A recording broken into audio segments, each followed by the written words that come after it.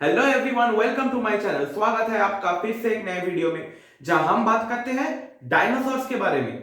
मेरा नाम है शुभजीत और मैं आपको लेके जाता हूं हमारी पृथ्वी की एक ऐसी युग में जहां हम इंसान तो क्या, हमारे पूर्वज भी पैदा नहीं हुए थे और तब दुनिया पर राज था डायनासोर्स का।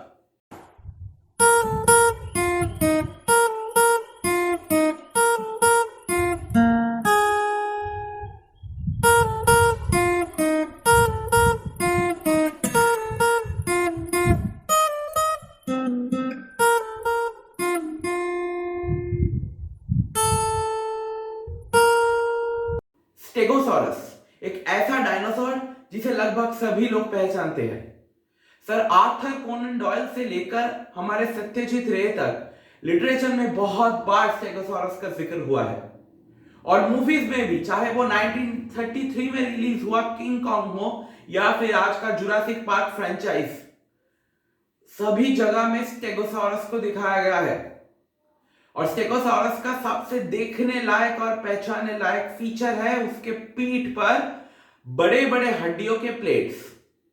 लेकिन इन प्लेट्स को लेकर ही साइंटिस्ट में बहुत सालों से डिबेट चलते आया है। क्या है ये डिबेट? आज हम वही जानने वाले हैं।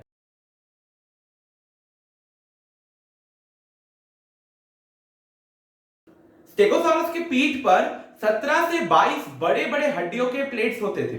ये प्लेट्स चमड़े के साथ जुड़े हुए होते थे, डायरेक्ट स्केलेटन के साथ इनका कोई कनेक्शन नहीं था।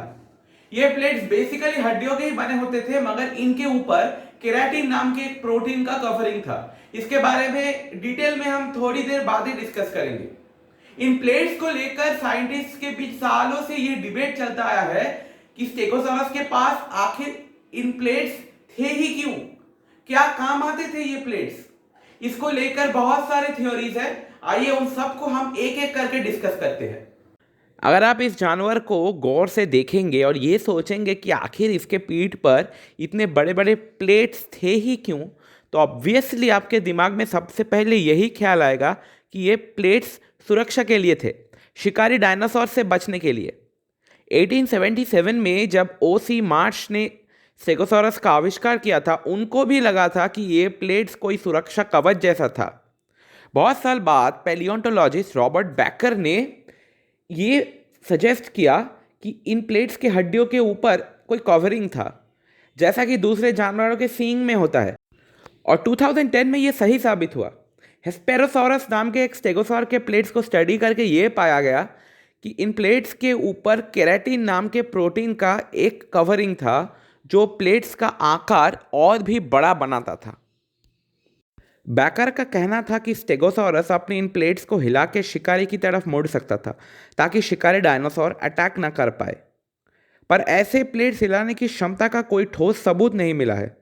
और बात यह भी है कि स्टेगोसॉरस के प्लेट सिर्फ उसके पीठ को प्रोटेक्ट कर सकता था, बाकी पूरा शरीर का आसपास तो कोई प्रोटेक्शन नहीं था।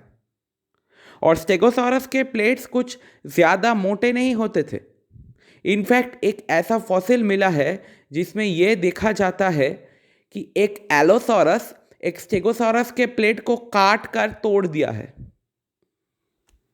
इसीलिए ये प्लेट्स ये सिर्फ प्रोटेक्शन के लिए थे, ये मानना थोड़ा सा डिफिकल्ट हो जाता है।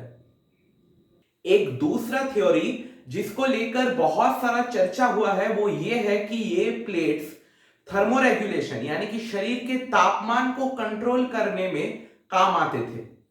स्टेगोसॉरस के प्लेट्स के हड्डियों में बहुत सारे ब्लड वेसल्स होने का सबूत मिला है और बहुत सालों से यही सोचा जाता था कि स्टेगोसॉरस अपने प्लेट्स को धूप की तरफ घुमा के शरीर का टेम्परेचर बढ़ा सकता था और छाव की तरफ घुमा के उसी हिसाब से टेम्परेचर को घटा सकता था।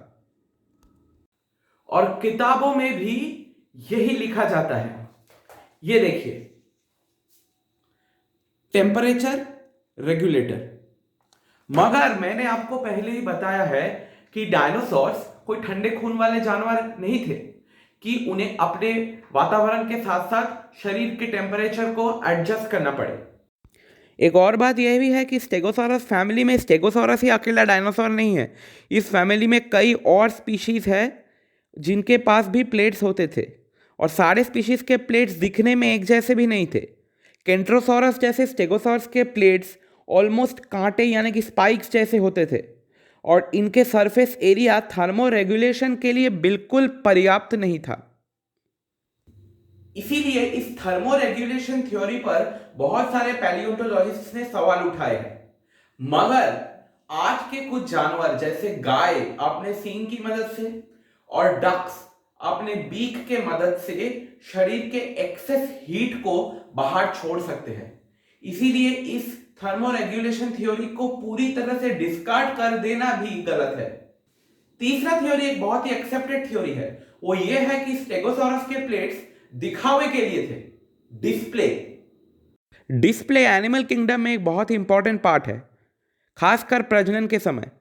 कुछ पैलियोंटोलॉजिस्ट्स का मानना है कि स्टेगोसॉरस अपने प्लेट्स के ब्लड वेसल्स में खून लाकर प्लेट्स को एक लाल रंग दे सकता था, जो शायद एक वार्निंग की तरह काम करता था या फिर प्रजनन के समय मादा स्टेगोसॉरस को इंप्रेस करने में काम आता था।